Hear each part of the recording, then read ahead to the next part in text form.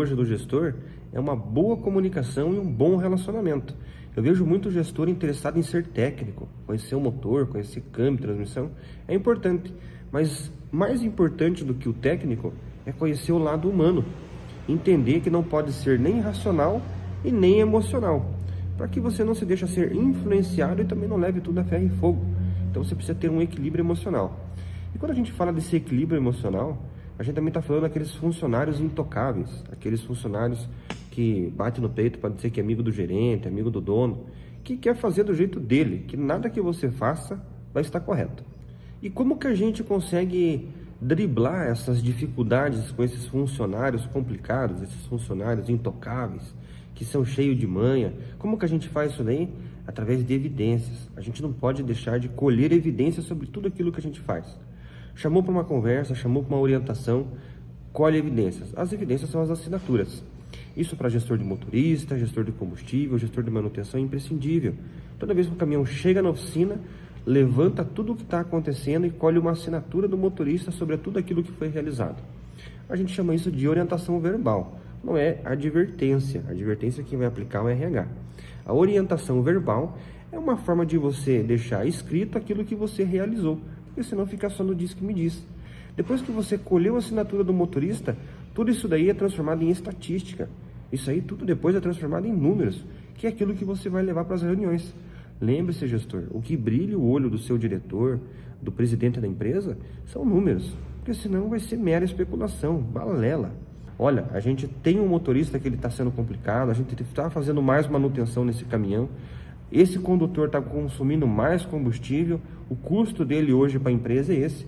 Às vezes um condutor manhoso está consumindo o equivalente a 3 motoristas bons. Ou seja, eu tenho 3 motoristas bons trabalhando para compensar um motorista ruim. Então, no final do ano, esse cara está te trazendo tanto em reais aí de prejuízo. Eu garanto para você que a conversa vai mudar na reunião. Mas para isso você precisa ter evidências, ter formulários, ter ferramentas de apoio para que você consiga driblar todas essas dificuldades. O gestor de combustível ele precisa estar muito bem alinhado com o departamento comercial e programação, para ele conseguir fazer uma aliança com bons postos dentro das suas respectivas rotas e também não criar uma expectativa, às vezes, de fazer uma média tão estrondosa, às vezes, como os fabricantes prometem, porque às vezes a operação como um todo não vai permitir. Às vezes a gente vê assim, mas o caminhão faz 2,5 de média, mas o comercial e a programação exige tanta correria que não tem como você fazer nem 2 às vezes, porque você precisa demanda de tempo. E aí tempo e consumo às vezes não conseguem andar junto. Cada região tem a sua média. Não adianta eu querer cobrar a média lá no Nordeste, é mesmo que eu vou cobrar aqui no Sul. São topografias diferentes, estradas diferentes, dificuldades diferentes. Então é importante que você tenha um jogo de cintura para saber também formalizar a rota que esse caminhão vai passar. Às vezes a gente tem esses rotogramas, empresas terceirizadas que fazem o rastreamento, que ditam os melhores lugares. E é importante que o setor de combustível esteja alinhado para saber se realmente esses lugares são condizentes com segurança e pontos de apoio reais para o motorista. Que tem lugares que está mapeado que você chega lá, o posto já fechou, é um lugar perigoso, um lugar que às vezes o próprio motorista, para ganhar vantagem, diz que é um lugar bom e chega lá, só vai favorecer ele, porque às vezes ele mora próximo, mas o lugar é péssimo, não tem estrutura nenhuma. E lembre-se, aquilo que está mostrando no GPS não é o que vai se cumprir com o caminhão.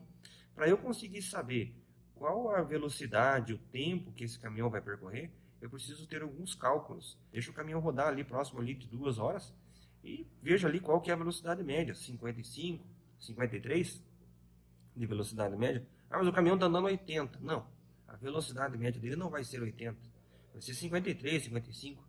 E aí você vai pegar a quilometragem total do percurso e vai dividir por essa velocidade média. Você vai ter um parâmetro de quanto tempo vai demorar para chegar essa carga. Lembrando que tem que fazer as paradas obrigatórias. E aí, gestor do combustível, você tem que entender se realmente a empresa está preocupada. Diesel barato, a empresa se preocupa com produção. Diesel caro, a empresa se preocupa com média. Eu lembro que tempos atrás aí, o diesel estava na casa dos R$7. As empresas estavam desesperadas atrás de instrutor, estavam desesperadas atrás de telemetria, ferramentas de apoio, tudo era válido. Hoje, com o diesel abaixo de 5,80, as empresas estão preocupadas com o faturamento, com a produtividade, pagar os boletos, e aí o consumo de combustível ele é visto, mas não tem tanto peso. Às vezes nas reuniões, às vezes os instrutores são deslocados para fazer outros tipos de trabalho, sem muita ênfase no consumo de combustível. Entendendo um pouco, né? Mas a minha média é 2,30. Aí fica um cálculo, né?